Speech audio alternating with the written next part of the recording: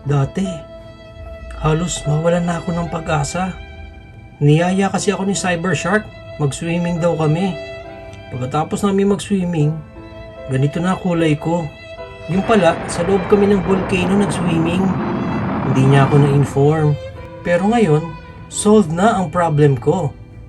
Dahil merong Glutatron!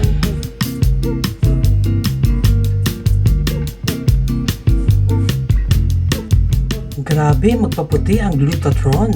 Ang galing-galing niya. Yung dati kong kulay volcano, binago niya. Actually, hindi pa nga ganito ang kulay ko dati. Para akong parating bagong palit ng balat. Pati yung alaga kong langaw, pumuti din siya. Wawawi! Kaya kayo, gumamit na rin kayo ng Glutatron, ang sabong gawa sa ulo ni Unicron. Glutatron, puputi ka.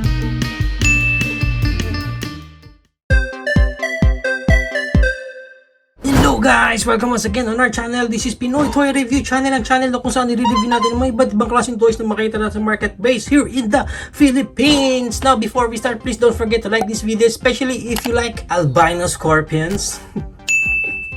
And if this is your first time here on our channel, please do subscribe and click that bell button so you will get notified every time we have a new video. Now with all that, let's get it on!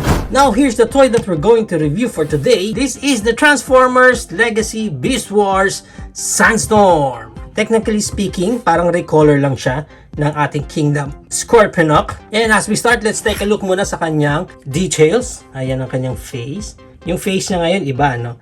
Compared doon sa Kingdom line. Okay, parang ito yung mask nung mga luma natin na Beast Wars Scorponok. Okay, mukha siya ditong Mortal Kombat Cyrax. Anyway, ito pa rin naman yung kanyang details na nandoon pa rin yung kanyang mga textures. Super ganda. And maganda yung mga shade ng orange na ginamit sa kanya. Okay. So yan, of course, nandun pa rin yung Hollow Earth.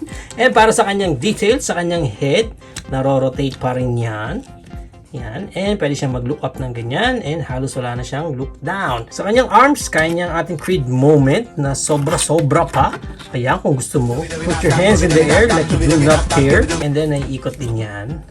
And then, meron siya ditong bicep rotation. Yan, okay. Para sa kanyang muscles, ayan yung kanyang elbow bent. Actually, pwede pa mabent yan. Pakabila naman. And then, para sa kanyang hands, I mean claw, yan, naiikot din yan. And then, of course, na-open yan. And then, para sa kanyang waist, may articulation din siya dyan, pero yung nga, nakaharang na yung tail, so hindi gaanong naro-rotate yan. Pagdating sa kanyang legs, kaya niya ang ating Van Damme splits. Yan. And meron siyang high kick na ganyan, and back kick na ganyan.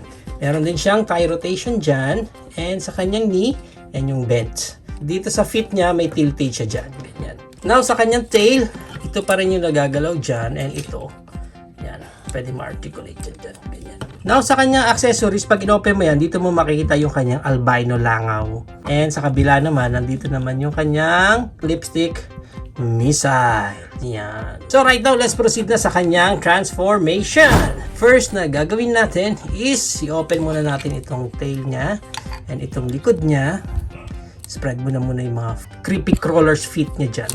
Then, open natin itong back portion niya na yan.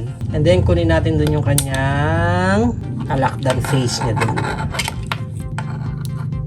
Yan, okay. Pag nakuha na natin yan, dito muna sa harap, open natin yan sa chest area niya. And then, itong face niya, ikot natin yan dyan, ganyan. Pwede mong ibaba ng ganyan yung head niya. Either way, bahala kayo kung ano gusto nyo gawin niya dyan sa head. Okay. And then, after nyan, pwede na natin i-close ito. Close natin yan, ganyan. Okay, and then, itong sa shoulder niya, tataas natin yan.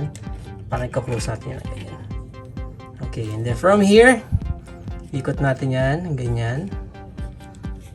Then, yan.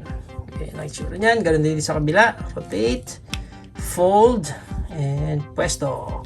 And then, dito ngayon sa lower part niya, ito sa waist niya, hatakin natin yan, pababa. Ayan, nakita nyo yung ginawa natin doon. Then from here, dito sa may feet, mapapansin nyo itong isa, may lighter color kasi na-fold yan. Itong na-fold na to, yun yung itatapat natin dito sa tail. So, rotate natin ng ganyan. And then, itong thigh niya, rotate natin ng ganyan. And then, doon sa butas na yon, doon papasok yung spike na yan. Okay? So, i-align mo lang lahat. Then, doon papasok. Pag napasok na yung spike, fold mo yung feet dyan. Yan. And then, after nyan, itong portion na to, ibababa natin. Yan. Kasi galing nga sa ganyan eh. Diba? Bababa natin yan ng ganyan. And then, itong isang feet niya, close mo na ng ganyan. Rotate natin yan. And then, papasok siya doon sa loob. Okay, then fold natin to. Kaya mapupunta siya dyan. Yun. Tapos itong mga creepy crawlers feet niya, align na lang natin yan accordingly. Then, bababa natin. So, pag nababa mo na yan, napwesto na yung mga paa niya, ayan na ang ating Sandstorm sa kanyang Scorpion mode. Yan, ganda rin ang color niya, no? So, hindi niya ginagamit yung paa niya at siya ay nag-break dance. Spin it, Sandstorm, spin it.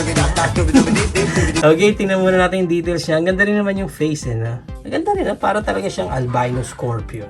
Alam mo yung reptile na nagbalat. Articulation niya, same lang nung arms niya dun sa kanyang robot mode. Although dito sa tail niya, ito na lang ngayon ang nagagalaw. Kasi nga, naka-align na ito dyan and naka-secure na yan. So, hindi mo na magagalaw yung portion na yan. Ito na lang dulo ng kanyang tail. And then yung mga creepy crawlers feet niya, itong sa dulo nagagalaw, itong gitna, silang dalawa magkasama. Then itong sa first. Yun lang ang na-articulate dyan. So yun na ang ating Sandstorm sa kanyang Scorpion mode. Now, para sa kanyang height, ang height ng Sandstorm natin na to is around less than 5 inches. Wala pa siyang 5 inches. And maganda niya, i-compare na rin natin siya sa nauna pa niyang utol na sa Kingdom Scorponok. And ipasok na rin natin ang kanyang isa pang utol na Recolor Toy Accurate Scorponok. And syempre, hindi naman mawawala sa Beast Wars comparison natin ang ating Generations Waspinator. And isama na natin sa comparison na to ang ating Golden Disc Edition na si Pterosaur. So yan ang ating size comparison. So if you are planning to buy this toy, ang price range niya is around 1,400 up to 1,900 pesos. Depende na lang again kung saan market kayo makakuha ng copy nyo nito.